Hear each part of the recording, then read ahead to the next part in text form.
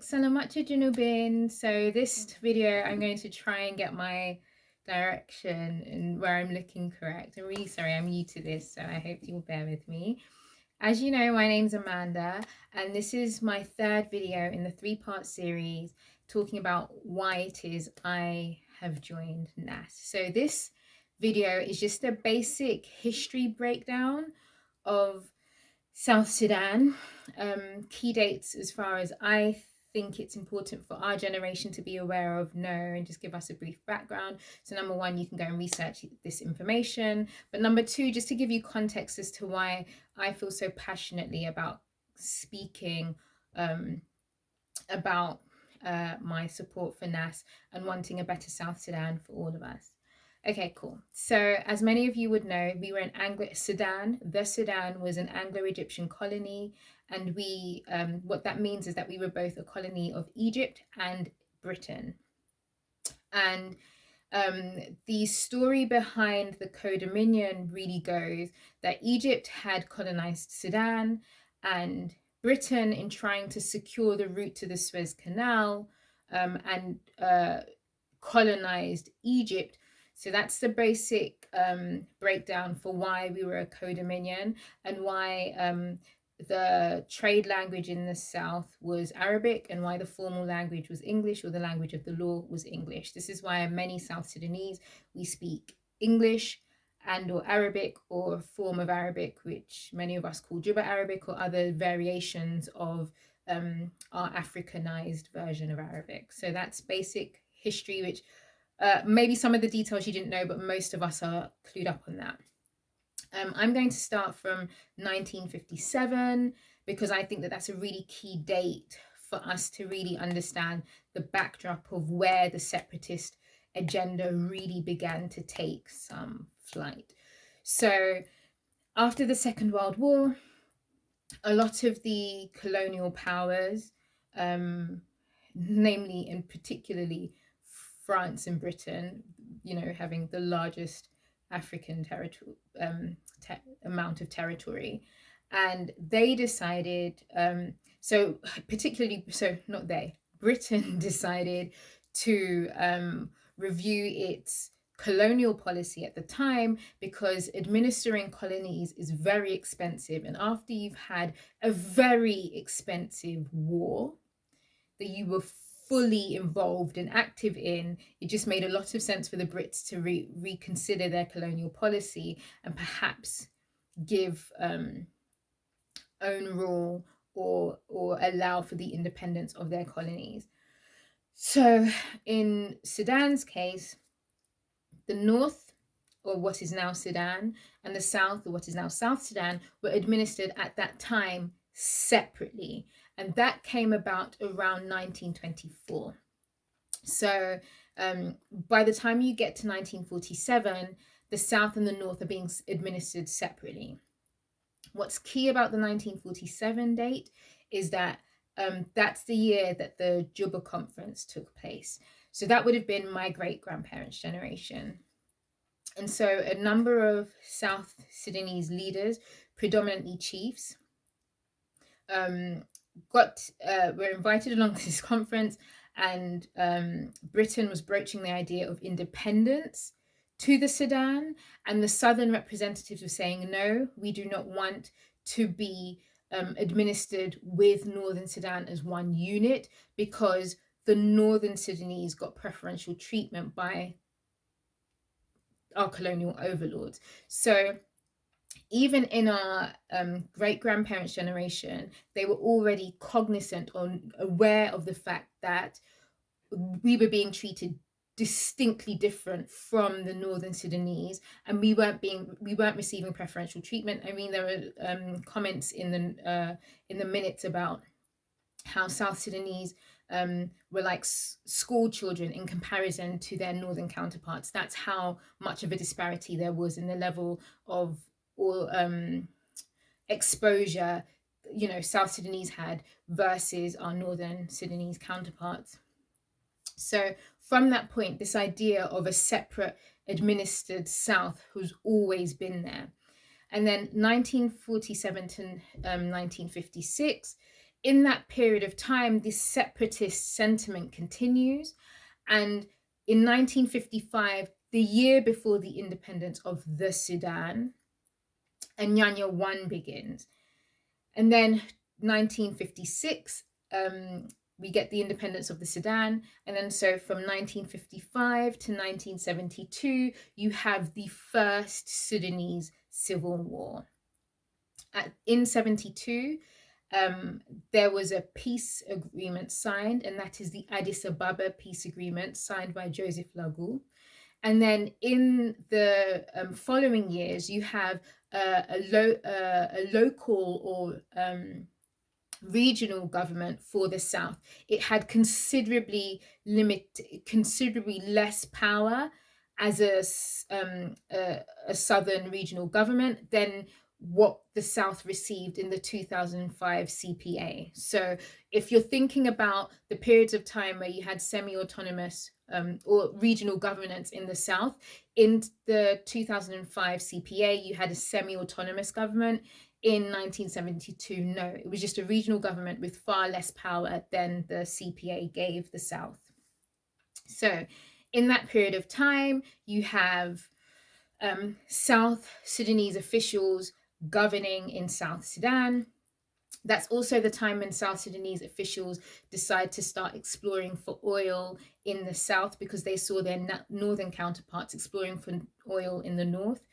Funnily enough, no oil was found in the North, but there was oil found in the South around Unity State.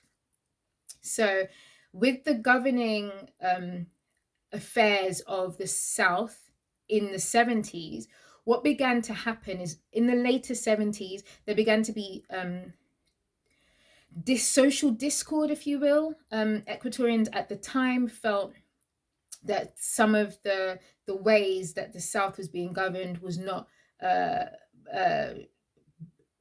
great, and then in particular what was happening in Equatoria at the time. So in the early 80s, you have what is called Kokora, and that's when the Equatorians push back and say, effectively, we do not like what is going on in Equatoria by non-Equatorian tribes. We want them out, effectively. So Kokora means division.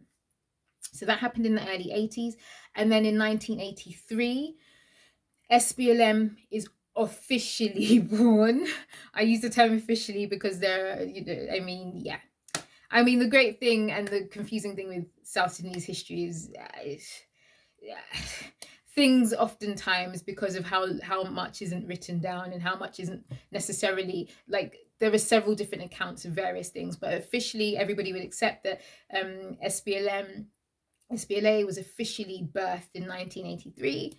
And then from 1983 to 1991, you have one SPLM, and over those years, you have several South Sudanese gravitating towards SPLM and joining SPLM and rebelling to join SPLM, etc. And then in 1991, Riak and Lam break away and form SPLM United. And then from about 1991 to 2002, sorry, from 1991 to 2002, Riak and is on the sidelines at the time, also working with the Khartoum government. And then 2002, Riak comes back into the fold and is part and parcel of the negotiation of the CPA. So that's 2002 to 2005. So he comes back into the fold with Gereng's SPLM. And then in 2005, this unified SPLM led by Gereng sign the CPA, and we have the beginning of the interim period. A few weeks into the interim period, the Gereng dies. Yeah, okay, so yeah, that was a huge, I don't know if many of you remember that happening, but that was like mind blown. Gereng died. So Gereng dies in 2005. A few not too long into the interim period, like a few weeks or a month or so. It wasn't he didn't get to see the interim period for 3 months. It was super new. And then so Garang dies, and then you have a 6-year period where Khartoum was supposed to make unity attractive. Like, I don't know, some of you may have grown up in homes where your parents were unionist. In my home, great grandparents were separatist, grandparents were separatist, parents were separatist. It was, my family's so separatist, it's almost in my DNA. So when they were like, oh my gosh, like making unity attractive, I just remember sitting there thinking, like, really? And by the fact that we voted 98 or 99% for separation, I mean, I'm just going to hazard a guess what was going on in my household, even if it wasn't going on in everybody else's households or families. I mean, by the time we got to 2011, all of us were like, yeah, I'm over this. Deuces, we're gone. So we fortunately get through the interim period and leave in 2011. And then unfortunately in 2013, we have the awful events that take place and really, I would say, cement the fracturing of South Sudanese communities all over the world. I mean, but before 2013, relationships were strained because of what was going on in the interim period and what was visible to a lot of people who weren't necessarily benefiting from the system, that the system was more and more tribal, more and more nepotistic, etc. But I think I would say hands down 2013 was like, whoosh, that was the death knell. That was when we really knew that ish had hit the fan and we were dealing with another creature, another beast entirely. And then, so that would be pretty much my timescales for timescales. I think it would be important that if you're not necessarily very well versed in the history, those would be great dates and times and events to go and research for yourself to just get more clued up. But the reason why I break that history down is our ancestors were fighting for a separate South Sudan, one where we would be able to administer the country on our own. I don't believe they did that for us to be living in degradation, in excessive levels of fear, where as a woman your dignity is questionable, whereas a man you're not, like, I mean, your life is brought to nothing. I mean, the state of affairs, and I know it's not, I know there are truckloads of people living their best life in South Sudan. Yes, that is true. But the reality is, outside of Juba, in other parts of the country, there are really shocking things taking place. And I think we just have to call spades spades and recognize that. And what is going on in South Sudan is not tenable. So I think that when we know the history of how much war and fighting our people went through to bring us this country, I think the onus is really on us, in particular my generation, for us to really reflect long and hard about what it is our history means for us. And number one, consider how brilliant our ancestors were to be able to foresee that actually we were not going to be treated well by the Northerners. Yes, they were experiencing it, but then to know with a certainty that, you know what, this is not sustainable, and to fight for as long as they did. I mean, my grandparents' generation, many of them were separatist and had been in their parents before that. So I think it's really important for us to be aware that when we're supporting organizations, we don't forget our history. We remember who we are. We remember the monumental feat of what it took to get independence. And then we have to sit there and put that in perspective. Is it worth all of that bloodshed, all of that work, all of that effort to bring us to the South Sudan that we have today, where it actually benefits a very small number of people? I mean, there is definitely a thing where if you're from a particular tribe or a couple of tribes, where you get preferential treatment, facts. But the reality is, very few people really enjoy the beauty and the abundance that our country has to offer. So I think that we need to Just be candid, speak frankly about these things, and work out the situation which benefits all of us. So this is the last of my 3-part series. Subscribe, subscribe, subscribe, and I'll be coming back with more content relating to South Sudan. And if you have any questions or any issues with things that I've said, definitely hit me up in the comments section. Let's open a dialogue about this, or you can hit me up on Instagram as well. So it's been great talking to you. I hope you have a good evening or morning whenever you're seeing this, and I will catch you in my next video. Take care. See ya. Bye.